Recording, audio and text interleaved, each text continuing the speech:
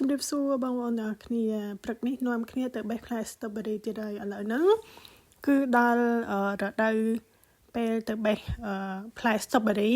ហើយចំការរបស់គេហ្នឹងគឺនៅជិតផ្ទះហ្នឹងទេបងប្អូនជិះកង់ពីផ្ទះខ្ញុំទៅប្រហែលជា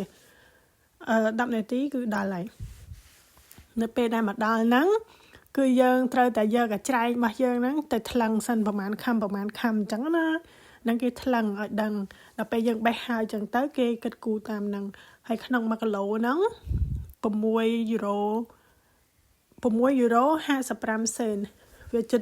7 យូរ៉ូដែរណាក្នុង1គីឡូហើយពេលដែលទៅដល់ចំការរបស់គេនេះនៅក្នុងហ្នឹងមានផ្កាទៀតដូចបងប្អូនឃើញនៅក្នុងវីដេអូហ្នឹងគឺស្អាតមែនតើផ្កាហ្នឹងខ្ញុំដើរថតជាមួយកូនហើយផ្លែ strawberry មួយសានេះឃើញពណ៌នេះមិនមែនថាអត់ល្អទេវាល្អប៉ុន្តែគេតែរយច្បើងដូចបងប្អូនឃើញហ្នឹងខ្ញុំហៅថាច្បើងណាគេដាក់តាមប្រឡោះហ្នឹងតែម្ដងដើម្បីពេលដែលផ្លែវាមកអត់ផ្ទាល់ដីណាអានេះផ្លែវាមានខ្ចីមានទុំអីចឹងទៅដល់ពេលគេតែរយច្បើងហើយអាផ្លែ strawberry ដែលថាទុំណាទុំហើយហ្នឹងយើងមើលទៅវាដូចប្រឡាក់សិតដីចឹងតែមិនមែនទេដូចបងប្អូនឃើញចឹងគឺវាល្អមែនតើគាត់ថាយើងពេលដែលបេះមកហ្នឹងយើងត្រូវលាងទឹកវាឲ្យស្អាត3-4ទឹកសិនចឹងណាដោយសារតែគេដាក់ទំរយច្បើងហើយឥឡូវនេះខ្ញុំបេះបានច្រើនមែនតើនិយាយទៅជាមួយកូនរបស់ខ្ញុំហើយកូនរបស់ខ្ញុំគាត់ថាទៀតយើងបេះប្រហែលខ្ញុំថាកូនឯងបេះឲ្យពេញមកកធុនហ្នឹងទៅ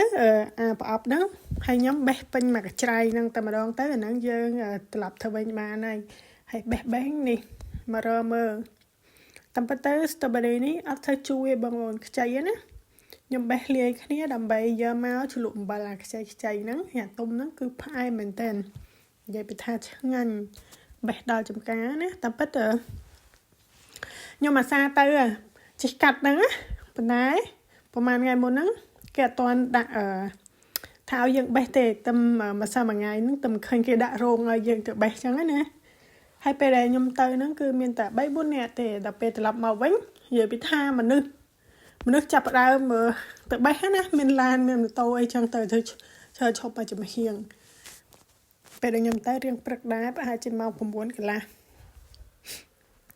ឥឡូវហ្នឹងខ្ញុំត្រឡប់មកវិញហើយនេះចាប់ផ្ដើមលាងណាបងប្អូននិយាយទៅពេញមកកច្រៃហ្នឹងតែម្ដងហើយនិយាយពីថាលាងនេះកំពូលអ្នកលាងហើយរើសមួយអត់លាងដាក់នៅក្នុងកធុនហើយចាក់លាងអីទេគឺលាងដាក់មួយចឹងតែហ្មងហើយពេលដែលលាងហើយគឺផ្លែវាល្អមែនតើដូចខ្ញុំនិយាយចឹងដោយសារតែគេដាក់រយច្បើងនឹងពីលើណាដល់ពេលដែលយើងនៅចំការបេះហ្នឹងឃើញអត់សូវក្រហមល្អទេប៉ុន្តែពេលមកដល់ផ្ទះវាត្រូវទឹកហើយគឺល្អមែនតើនិយាយពីថាផ្លែហើយអាក្រហមចេះវិញមិននិយាយទេវាថាឡើងផ្អែមត្មងហើយខ្ញុំមិនដឹងថាខាងបងប្អូននោះខែនេះគេបេះហើយនៅណាខាងខ្ញុំនេះឥឡូវនេះគឺដល់ហើយដល់រដូវពេលបេះហើយ